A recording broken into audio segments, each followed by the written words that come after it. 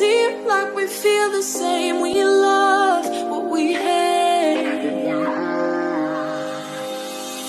We lie, but we know we can't wonder.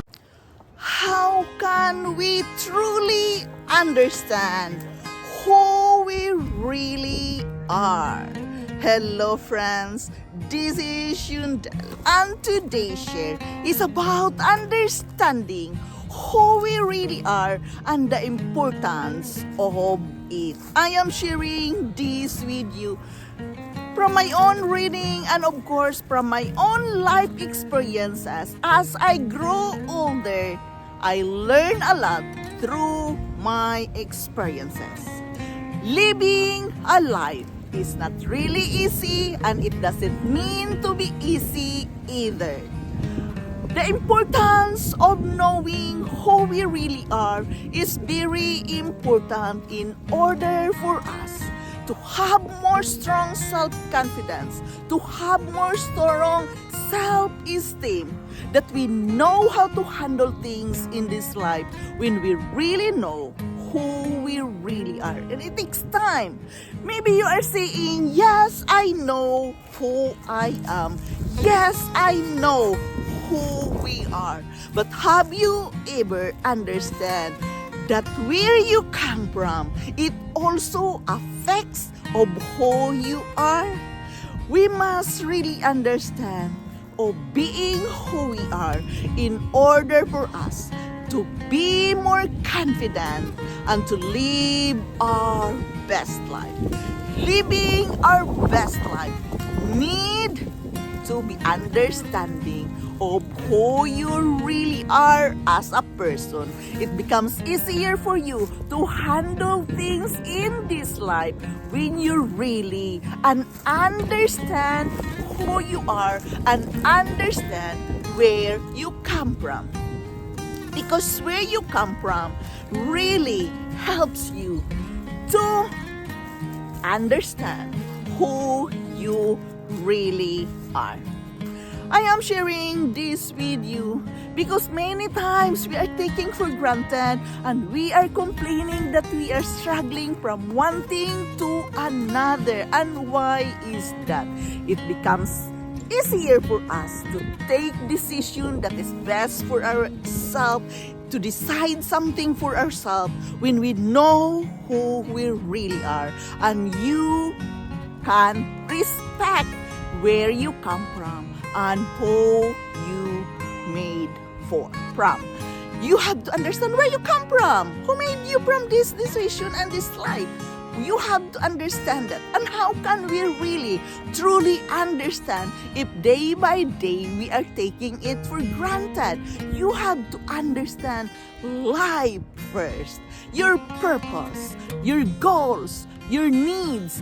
Your needs is very important here.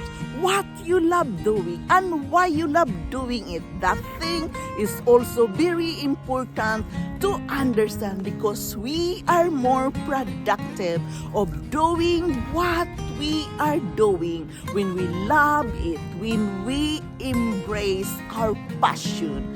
What is your passion is really important here to understand who you are. It forms your future.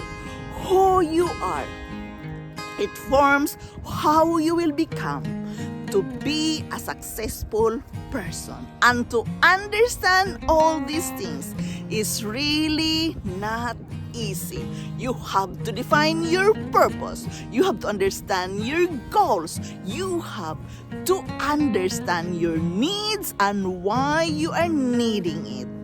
You have to work on with yourself. And of course, all these things begin from a simple mindset. Your mind is working all the time. What is your goals? What are your wishes? What you want to accomplish in your life and why you are going to do it.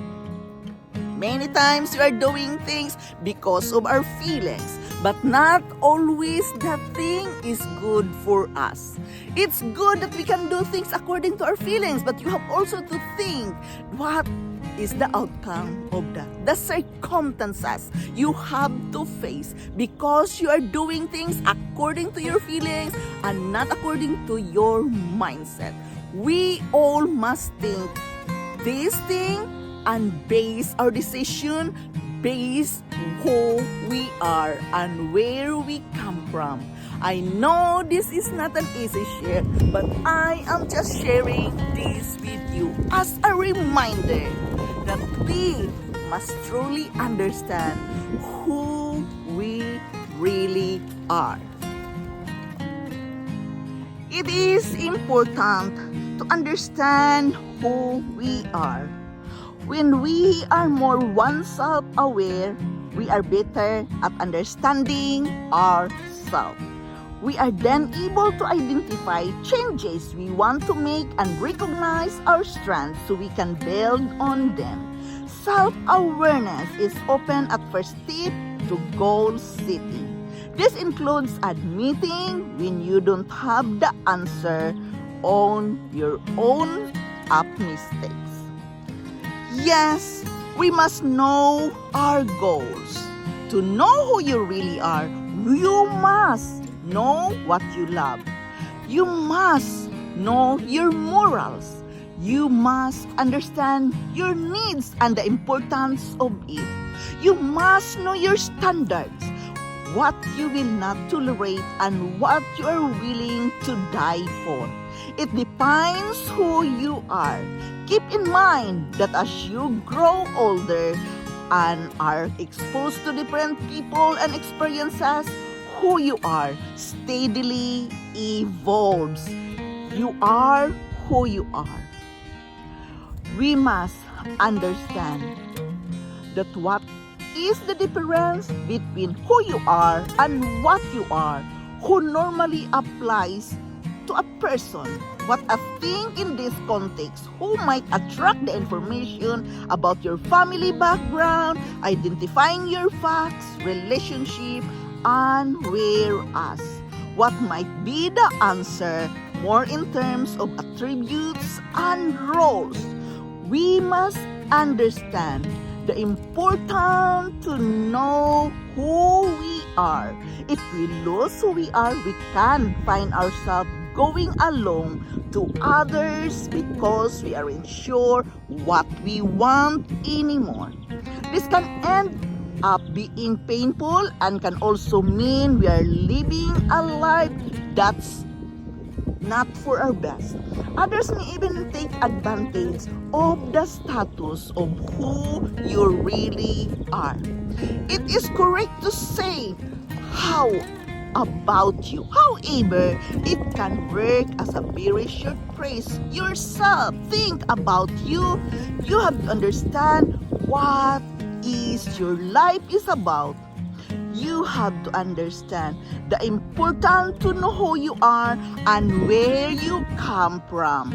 Both inform that we can do. Knowing who we are allows us to know both what we want and are able to do things to our inherent talents and temperaments. Knowing our place in the universe allows us to know how our environment helps us, hinders the application of our inherent self in the world. This is very important if we really want to live our best life. For me to understand who I really am, I must understand my own purpose, where I come from, why I live the way I live now. I must understand that where I come from, it's really do something with myself. We cannot just come out from anywhere. We come from our parents. Who we are really help us to do more good to ourselves because we know how to tolerate things. We know how to identify our needs in a correct way. We know how to set our goals and we know how to handle our temperament in the midst of difficulty. It is important that you have to understand where you come from and who you are at this very moment. It always plays a role in your life where you really come from, and that you have to understand what environment you come from plays a good role in your life right now, and you have to take that as a consideration. So find your purpose, understand your goals, your needs, and your life. Know and respect yourself first of all. This is Yunda. Thank you for listening. Thank you for dropping here in my channel. I am very grateful to each and every one of you. I love you all. This is just a share from my own reading. Bye-bye. Like we feel the same, we love